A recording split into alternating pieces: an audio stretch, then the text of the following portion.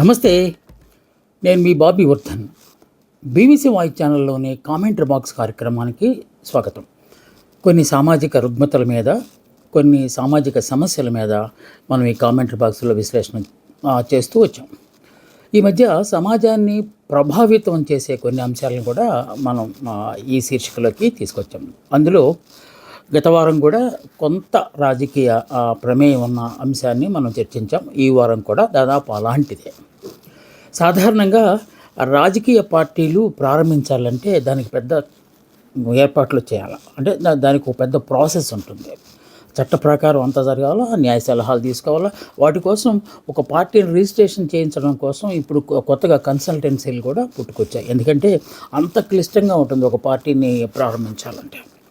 ఆ పార్టీ తాలూకు లక్ష్యాలు, ఆ పార్టీ తాలూకు లక్షణాలు ఇవన్నీ ఏర్చి కూర్చి పేర్చి ఒక దరఖాస్తు రూపంలో కేంద్ర ఎన్నికల సంఘానికి సమర్పించాలి. పార్టీ రిజిస్ట్రేషన్ అయితే ఆ తర్వాత గుర్తుకు కూడా ఇలాంటి ప్రాసెస్సే ప్రారంభించాలి.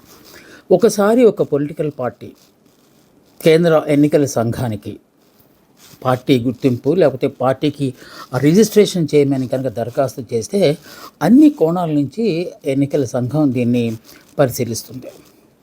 అంతకుముందు ఇదే పేరుతో మరే పార్టీ అయినా వచ్చిందా, మన ఈ ఫలానా రాష్ట్రంలో కాకుండా దేశంలో ఏ రాష్ట్రంలోనైనా జాతీయ పార్టీయా, ప్రాంతీయ పార్టీయా, ఇలాంటి అన్ని అంశాలను కూలంకషంగా వాళ్ళు పరిశీలన చేస్తారు.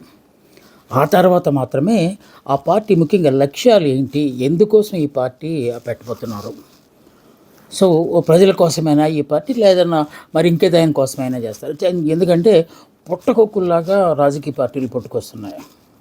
ఆ పుట్టుకొచ్చిన రాజకీయ పార్టీలు చందాలు దండుకోవడాలు లేకపోతే విదేశాల నుంచి నిధులు సమకూర్చుకోవడాలు ఇవన్నీ జరుగుతాయి. కనుక ఈ మధ్యకాలంలో ఎవరు పార్టీ రిజిస్ట్రేషన్ కోసం దరఖాస్తు చేసుకున్నా కూడా దాన్ని నిశితంగా పరిశీలించాల్సిన అవసరం ఏర్పడింది. అలాగే పార్టీకి గుర్తింపు అంటే పార్టీ తాలూకు రిజిస్ట్రేషన్తో పాటుగా పార్టీ గుర్తు సింబల్ అంటాం కదా మనం, ఆ చిహ్నం, దాన్ని కేటాయించడానికి కూడా అనేకమైన ప్రొసీజర్లో ఫాలో అవ్వాలి. ఎందుకంటే ఒక సింబల్ కనుక తీసుకుంటే అది మతానికి సంబంధించిందా, లేకపోతే ఏదైనా కులానికి సంబంధించిందా, లేకపోతే ఎవరి సెంటిమెంట్లు అయినా దీనివల్ల ఈ సింబల్ ఇస్తే ఏమన్నా దెబ్బతినే అవకాశం ఉందా, సమాజంలో విద్వేషాలు రగిల్చడానికి మనం ఇచ్చిన ఈ సింబల్ దేనికైనా దారితీస్తుందా, ఇలాంటి అనేక కోణాల నుంచి పరిశోధన జరిపి అప్పుడు మాత్రమే గుర్తును కూడా కేటాయిస్తారు. మీకు గుర్తుండే ఉంటుంది, కొన్ని సందర్భాల్లో ఒకే చిహ్నాన్ని పోలి ఉండి మరో చిహ్నం కూడా వచ్చిన దాఖలాలు కూడా ఉంటాయి. అలాంటి సమయాల్లో ఎన్నికల సంఘానికి సదరు పొలిటికల్ పార్టీ ఫిర్యాదు చేయొచ్చు, లేకపోతే ఒక అర్జీ పెట్టుకోవచ్చు. ఏంటంటే మాకు పలానా గుర్తు కేటాయించారు, దీనిని పోలిన గుర్తు మరొకటి మా రాష్ట్రంలో ఉంది, అందువల్ల ప్రజలు అంటే ఓటర్లు కన్ఫ్యూజ్ అయ్యే ప్రమాదం ఉంది, కనుక మీరు మా గుర్తును మార్చాలి అని అడిగే అవకాశం ఉంది. మీకు గుర్తుండే ఉంటుంది, ఆ మధ్య టీఆర్ఎస్ పార్టీకి సంబంధించి కారు గుర్తు ఉంది కదా, కారు గుర్తును పోలిన గుర్తు బహుశా పాల్ గారిది అనుకుంటా, కేఏ పాల్ గారు ఉన్నారు కదా, ఆయన కూడా ఇచ్చిన గుర్తు కూడా దగ్గరగా ఉందని ఒక చిన్న రగడ జరిగింది. అలాగే కొంతమంది ఇండిపెండెంట్లకు ఇచ్చిన ఎన్నికల సింబల్ కూడా టీఆర్ఎస్ పార్టీకి సంబంధించిన దానిలాగా ఉందని పార్టీ కేంద్ర ఎన్నికల సంఘం దృష్టికి తీసుకొస్తే అప్పుడు మార్పులు చేర్పులు చేశారు. సో ఎంత గందరగోళం ఉంటుంది ఒక పొలిటికల్ పార్టీ రిజిస్ట్రేషన్ చేయడానికి. కొన్ని ఏ విధమైన లక్ష్యాలు ఉండాలి, దానికి కొన్ని లక్షణాలు ఉండాలి, అప్పుడు మాత్రమే అది పొలిటికల్ పార్టీ అని చెప్పి ఉంటుంది. జాతీయ స్థాయిలో కొన్ని పార్టీలు ఉంటాయి, అలాగే ఈ మధ్య కాలంలో ప్రాంతీయ పార్టీలు, రాజకీయ పార్టీలు హవా బాగా కొనసాగుతుంది. కనుక అది పార్టీ గురించి లేకపోతే ఆ సింబల్ గురించి కూడా కొన్నిసార్లు గొడవలు అవుతాయి. ఆ గొడవల వల్ల మళ్ళీ కన్ఫ్యూజ్ అయిపోయి అందుకే ఓట్లు వాళ్ళ పడిపోయి దానికి దగ్గరగా ఉదాహరణకు కారు వ్యాను ఒకేలాగా కనపడతాయి కనుక అది పైగా అది క్లియర్గా ఉండదు, ఆ ముద్ర ఏదో ఒక క్యారికేచర్ లాగా ఉంటుంది కనుక దానివల్ల కన్ఫ్యూజన్ జరిగే ఆస్కారం ఉందని సదరు పొలిటికల్ పార్టీలు ఫిర్యాదు చేయటం, ఆ తర్వాత దాన్ని సవరించుకోవటం కూడా జరుగుతుంది. ఆ సవరించేటప్పుడు కూడా సహేతుకమైన వీరు చేసిన ఈ ఫిర్యాదులో ఏమైనా సహేతుకత ఉందా, అంటే రేషనాలిటీ ఉందా, కావాలనే చేస్తున్నారా, మిస్లీడ్ చేయబోతున్నారా అని వాటిని కూడా పరిశీలిస్తాం. ఎంతో పొలిటికల్ పార్టీ రిజిస్ట్రేషన్ కోసం కొంత ఫీజు అంటే రుసుము కూడా చెల్లించాలి. ఇందాక మనం చెప్పినట్టు కన్సల్టెన్సీల ద్వారానే ఎక్కువ చేస్తారు. ఎందుకంటే ఏ రాజకీయ పార్టీ ప్రారంభించాలన్నా పెద్ద తతంగం, ఒక 100 పేజీల దరఖాస్తులాగా ఉంటుంది. ఆ దరఖాస్తులో రకరకాలన్నీ చేయాలి. అంటే ఒక అసోసియేషన్ మనం రిజిస్టర్ చేయాలంటే ఉండే తతంగం కంటే 10 రెట్లు ఎక్కువగా ఉంటుంది అనుకోండి. సో అంత బాగా దీనికి చేస్తారు. సో ఇది ఒక రాజకీయ పార్టీలను ఏర్పాటు చేసుకోవాలంటే చేయాల్సిన తతంగం. కానీ దీనికి భిన్నంగా మన ఆంధ్రప్రదేశ్ రాష్ట్రంలో 2 కొత్త పార్టీలు పుట్టుకొచ్చాయి. దానికి కేంద్ర ఎన్నికల సంఘం ఈ పార్టీలకు గుర్తింపు ఇవ్వలేదు, ఎలాంటి గుర్తును కూడా కేటాయించలేదు. కానీ ఆ రాజకీయ పార్టీలే, ఆ రాజకీయ నాయకులే ఆ పార్టీలను ప్రకటించేశారు. ఆ పార్టీల్లో ఒకటి గొడ్డలి పార్టీ, ఇంకొకటి వెన్నుపోటు పార్టీ. గొడ్డల పార్టీ ఒకటి, వెన్నుపోటు పార్టీ ఒకటి. ఏంటి గొడ్డల పార్టీ ఏంటి, వెన్నుపోటు పార్టీ ఏంటి, అసలు ఎన్నికల సంఘం వీటి ప్రస్తావన ఎప్పుడు తేలేదు కదా, మీరు ఇంకా ఆశ్చర్యంలో మునిగిపోతుంటారు కదా. అవును, అది ఈ మధ్యకాలంలో చాలా ప్రచారం జరుగుతున్న ఇదనమాట. ఆంధ్రప్రదేశ్ రాష్ట్రంలోనే ఇలాంటివి జరుగుతుంటాయని చెప్పి ఈ మధ్య జరిగిన ఒక అధ్యయనంలో కూడా జరిగింది. వైసీపీ తెలుగుదేశం పార్టీకి పెట్టిన పేరు వెన్నుపోటు పార్టీ అయితే, టీడీపీ వాళ్ళు వైసీపీ పార్టీకి పెట్టిన పేరు గొడ్డల పేరు.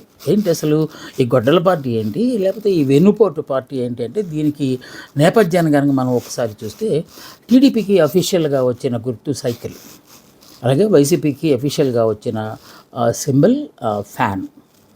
ఇవి 1982 సంవత్సరంలో అప్పటి అది దివంగత నేత, వెండితెరను కొన్ని దశాబ్దాల పాటు ఏలిన స్వర్గీయ ఎన్టీ రామారావు గారు మానస పుత్రిక ఈ టీడీపీ, తెలుగుదేశం పార్టీ. అంటే తెలుగుదేశం అంటే మన వాళ్ళ కోసమని పెట్టిన ఈ పార్టీ. అప్పట్లో ఈ పార్టీకి చాలా ఆదరణ లభించింది. సో ఆయన పెట్టుకున్నారు దానికి సైకిల్. అంటే సైకిల్ అంటే మార్గాన్వేషణ చేస్తుంది అని చెప్పడానికి మొత్తానికి సింబాలిక్గా మంచి గుర్తు కూడా కేటాయించారు. అది దాని కథ, ఏది టీడీపీ కథ. ఇక వైసీపీ విషయంలోకి వచ్చేసరికి రాజశేఖర రెడ్డి గారి మరణానంతరం వారి కుమారుడు 2011 సంవత్సరంలో ఒక పార్టీని రిజిస్టర్ చేసుకున్నారు. దాన్ని ఏ విధంగా చేశారంటే, ఆయన వైఎస్ఆర్ అంటే వైఎస్ రాజశేఖర రెడ్డి గారు వారి పేరు గుర్తొచ్చేలాగా వైఎస్ఆర్ సిపి కాంగ్రెస్ పార్టీ అని చెప్పి పెట్టిన. ఎందుకంటే అది కాంగ్రెస్లోంచి బయటకు వచ్చి, లేకపోతే కాంగ్రెస్ పార్టీ మీద అలిగి లేదా కాంగ్రెస్ పార్టీని ధిక్కరించి ఆయన బయటకు వచ్చారు కనుక ఆ కాంగ్రెస్ తోక తగిలిచ్చారు.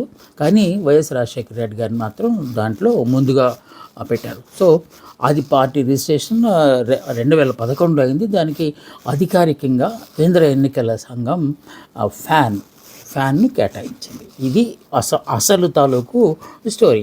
మరి ఈ మధ్యలో ఈ గొడ్డల పార్టీ ఏంటి, వెన్నుపోటు పార్టీ ఏంటి అంటే వీటికి కూడా నేపథ్యం ఉంది.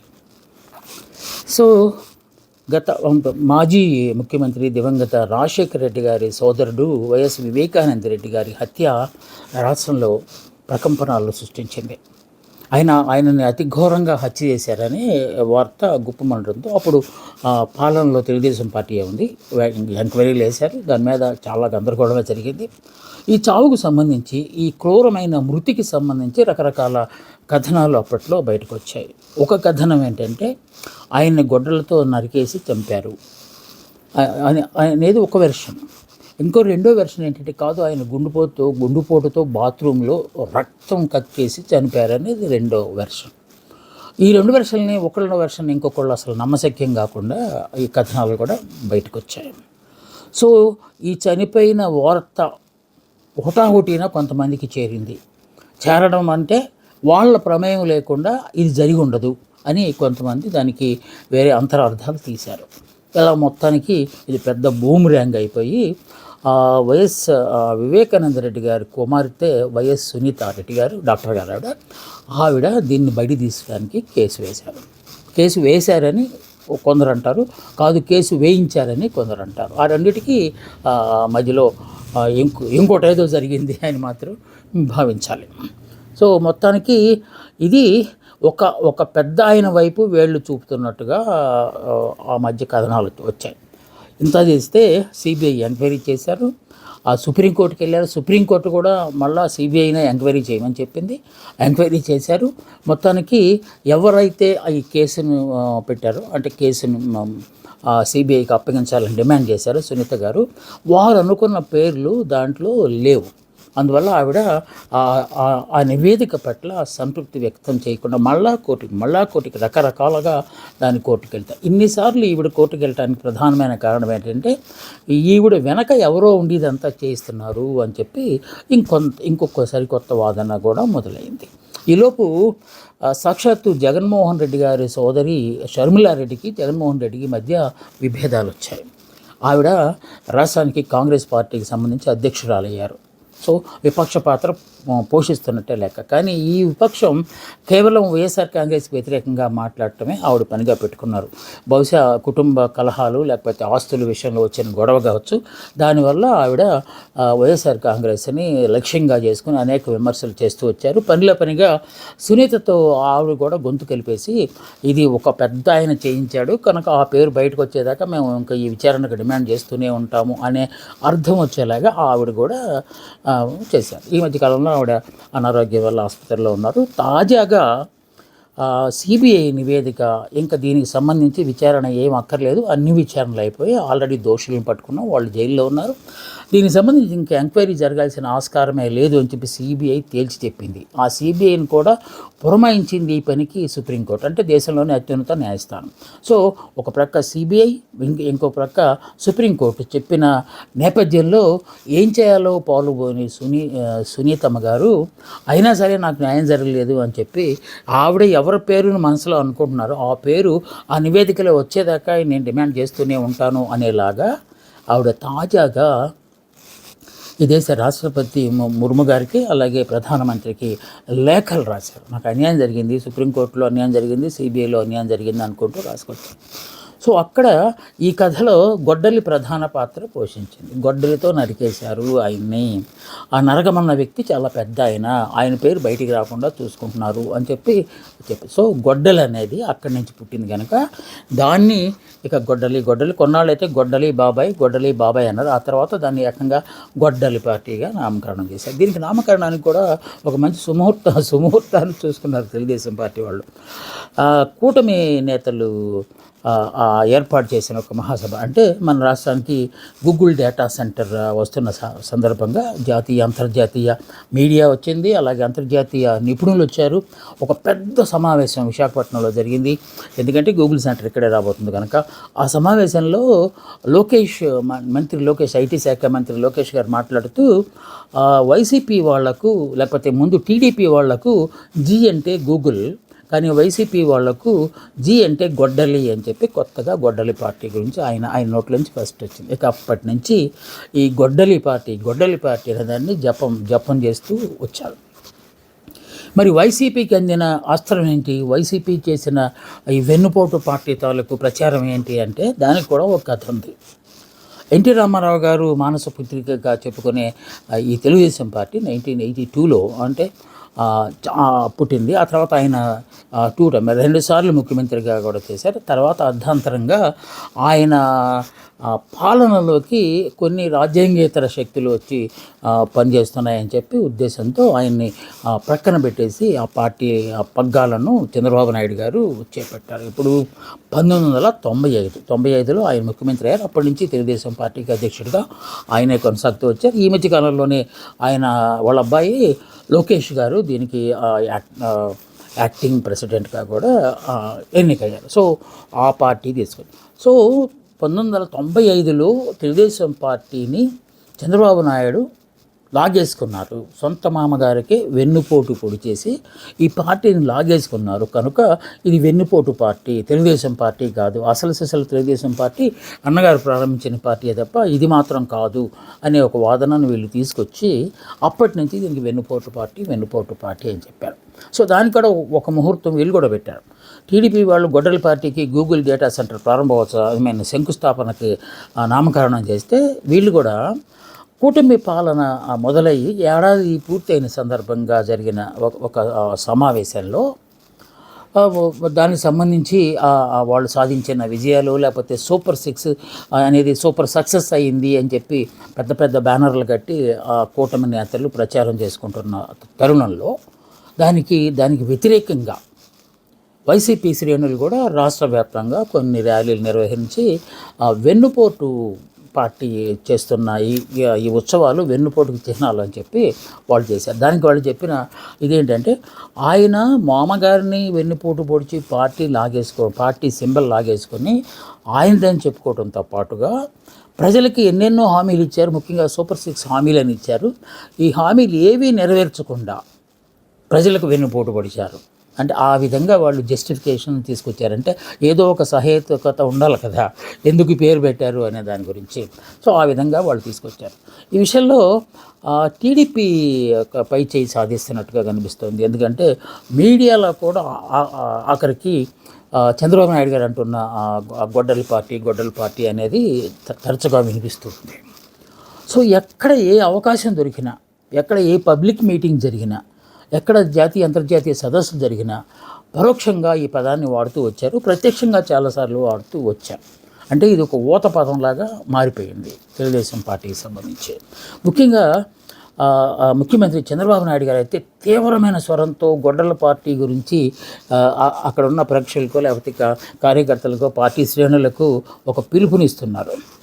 దీన్ని అసలు ఈ పొలిటికల్ ఈ గొడ్డలి పార్టీని అసలు ఎవరు విశ్వసించవద్దు అని చెప్తూనే గొడ్డలి పార్టీ మోసంలో మీరు పడొద్దు, గొడ్డల పార్టీని మీరు అసలు నమ్మొద్దు, గొడ్డల పార్టీ కొన్ని కుట్రలు పండుతుంది, ఆ కుట్రలకు మీరు లోను కావద్దు, గొడ్డల పార్టీ నాయకులతో మీరు వేదికలు పంచుకోవద్దు, ఏమంటారు తమ్ముళ్ళు అని చెప్పి వాళ్ళతో అవునా కాదా గొడ్డల పార్టీ అవునా కాదా అని ఎదురుగా ఉన్న శ్రేణులతో కూడా గొడ్డల పార్టీ నామజపం చేయించడానికి చంద్రబాబు నాయుడు గారు అహర్నిశలు కృషి చేస్తున్నారు. అలాగే మంత్రి లోకేష్ గారు కూడా అదే పని చేస్తున్నారు. ఇంకా తెలుగుదేశానికి సంబంధించి మంత్రులు అచ్చెన్నాయుడు, రామనాయుడు, అలాగే వంగలపూడి అనిత గారు, లేకపోతే ఇంకా ఇలాంటి వాళ్ళు కూడా ఈ గొడ్డలి పార్టీ అనే దానికి అత్యంత ప్రచారం కల్పిస్తూ ఉన్నారు. ఈ విషయంలో కొంచెం వైఎస్ఆర్ కాంగ్రెస్ పార్టీ అంత దూకుడుగా వెళ్తున్నట్లేదు. ఎందుకంటే అధికారంలో లేదు కనుక దానికి శ్రేణులు కూడా అంతగా లేరు కనుక ఆయన ఎంతసేపటికి ఈ పర్యటనలో ఎవరైనా చనిపోతే పరామర్శించడాలు, ఆ పరామర్శ పేరుతో బల ప్రదర్శనలు చేయడాలు, అక్కడ మళ్ళీ గొడవలు జరగటాలు, పోలీసులు నిరాకరించడాలు, ఈ తతంగంలో ఆయన బిజీ అయిపోయి ఉన్నారు కనుక వెన్నుపోటు పార్టీ అనే పేరును ఎక్కువసార్లు ఉపయోగించడానికి ఆస్కారం జరగట్లేదు. పైగా జగన్మోహన్ రెడ్డి అప్పుడప్పుడు కొన్ని ప్రెస్ మీట్లు పెడతారు. ఆ ప్రెస్ మీట్లు పెట్టినప్పుడే ఒక 2-3 గంటలు మీడియా వాళ్ళతో మాట్లాడతారు. ఆ మాట్లాడినప్పుడు 2-3 సార్లు మాత్రమే ఈ వెన్నుపోటు పార్టీ ప్రజలకు వెన్నుపోటు పొడిచింది అని అలాంటి పదాలు. ఇక మాజీ మంత్రులు పేరుని నాని, అలాగే ఇంకొంతమంది మంత్రులు రోజా అలాగే ఎమ్మెల్యేలు, మాజీ ఎమ్మెల్యేలు వాసుపల్లి గణేష్, అలాగే ఎమ్మెల్సీ కళ్యాణి గారు, ఇలాంటి వాళ్ళు అప్పుడప్పుడు వెన్నుపోటు పదం అని చెప్పి వాడుతూ ఉంటారు తప్ప ఆ పార్టీలో గట్టిగా నిలబడి తెలుగుదేశం పార్టీ వాళ్ళు చేస్తున్న గొడ్డలి పార్టీ అంత యాగి చేసేవాళ్ళు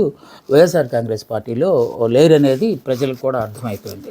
ఇదంతా ఇప్పుడు ఎందుకు మనం చెప్పుకున్నామంటే ఇదే ధోరణి కనుక కంటిన్యూ అయితే బహుశా ఒరిజినల్ పార్టీల పేర్లు మార్చేసి వేరే పేర్లతో మాట్లాడుతూ ఉంటే ప్రజల్లో కొంత కన్ఫ్యూజన్ వచ్చే ఆస్కారం కూడా ఉంది. ఎందువలనంటే చంద్రబాబు నాయుడు గారు లాంటి స్థాయి ఉన్న నాయకుడు కూడా గొడ్డలి పార్టీ అనగానే తప్పనిసరిగా అది వైఎస్ఆర్కి సంబంధించిందే అనే అర్థం పూర్తిగా తెలిసిపోతుంది జనాలకి. ఓకే, ఇటుపక్క జగన్మోహన్ రెడ్డి లేకపోతే మాజీ మంత్రులు మరెవరైనా వెన్నుపోటు పార్టీ అంటే అది కొంచెం తెలియదు. ఎందుకంటే ఆ వెన్నుపోటు అనే దానికి గతంలో కొన్ని వార్తాపత్రికల్లో మోహన్ గారు వేసిన కార్టూన్ క్యారికేచర్ ఎన్టీఆర్ని చంద్రబాబు నాయుడు వెనక నుంచి కత్తితో పొడుస్తున్నట్టుగా అలాగే చాలా వ్యంగ్యంగా అప్పట్లో వచ్చింది. కొంత దీనికి నేపథ్యం ఉంది. కాకుంటే వీళ్ళు దాన్ని తీసుకున్న అంశాలు అంత బాగా నప్పట్లేదు. అదే తెలుగుదేశం పార్టీ వాళ్ళు చేస్తున్న ప్రచారం మాత్రం గట్టిగా జనాల్లోకి వెళ్తున్నట్టుగా కనిపిస్తోంది. సో ఇదే ధోరణి ఇక ముందు కూడా కొనసాగితే ఎన్నికలు వచ్చేటానికి ఇంకా టైం ఉంది, ఇక్కడ 3 సంవత్సరాల దాకా టైం ఉంది. ఆ ఎన్నికలు వచ్చేసరికి ఇంకా పీక్ స్టేజ్కి వెళ్ళిపోతాయి ఈ ప్రచారం, గొడ్డల పార్టీ వెన్నుపోటు పార్టీ, గొడ్డల పార్టీ వెన్నుపోటు పార్టీ అని చెప్పి. అప్పటికి ప్రజలు అసలు పార్టీలు మర్చిపోయి తెలుగుదేశం పార్టీ లేకపోతే వైఎస్ఆర్ కాంగ్రెస్ పార్టీ అనే పేర్లు మర్చిపోయి గొడ్డల పార్టీ వెన్నుపోటు పార్టీ అని ప్రజలు అనుకుంటే పరిస్థితి ఏంటి? సో ఇలాగా ఎవరు పడితే వాళ్ళు కొత్త కొత్త పార్టీలు పెట్టేసుకోవచ్చా? ఈ పెట్టుడు పేర్లు ఉన్నాయి కదా, ఇవి ఎన్నికల సంఘానికి సంబంధం లేని పార్టీలు కదా ఇవన్నీ. ఇలాంటివి కొనసాగడానికి అసలు ఆస్కారం ఉందా? ప్రజాస్వామ్య దేశంలో భావ ప్రకటన స్వేచ్ఛ అనేది ఉంది, కానీ ఇలాంటి విషయాల్లో కూడా ఎలాంటి ఇది పరిమితులు లేకుండా ఇష్టారాజ్యంగా మాట్లాడటం అనేది సమంజసమైన అనే ప్రశ్నలు ప్రజల నుంచి ప్రస్తుతం వస్తున్నట్టుగా తెలుస్తుంది. సో రాను రాను ఇంకా ఏమేమి వినాల్సి వస్తుందో, ప్రస్తుతానికైతే గొడ్డళ్ళు వెన్నుపోటుతో ఆగిపోయారు. ఇంకా ఆ తర్వాత ఏమన్నా కొత్త పద సృష్టి ఏమన్నా చేస్తారనేది జనాలు వేచి చూస్తున్నారు. కొన్నిసార్లు మనం ఇది చాలా చిన్న విషయం కదా, దీని గురించి కూడా విశ్లేషణ చేయాలంటే నిజంగానే చిన్న విషయాల్లోంచి చాలా పెద్ద అర్థాలు వస్తాయి కొన్ని సందర్భాల్లో. అందువల్లనే కొత్త పార్టీలు పుట్టుకొస్తున్నాయనే శీర్షికతో మనం ఈ కామెంటరీ బాక్స్లో ఇవాళ విశ్లేషించాల్సిన అవసరం ఏర్పడింది. సో దీంతో మీరు కూడా ఏకీభవిస్తాను, ఎందుకంటే రాజ్యాంగ పరంగా రావాల్సిన ఎన్నికల పార్టీ పేర్లు లేకపోతే చిహ్నాలు ఈ విధంగా ఆభాస్ పాలైపోవటం అనేది ఎంతవరకు సమంజసం అనేదాన్ని మీరు కూడా ఆలోచిస్తారని భావిస్తూ మళ్ళీ వచ్చే వారం మరో సామాజిక స్పృహతో కూడిన అంశాన్ని మీ ముందుకు తీసుకొస్తాను. అందాక సెలవు. నమస్తే, మీ బాబీ వర్ధన్.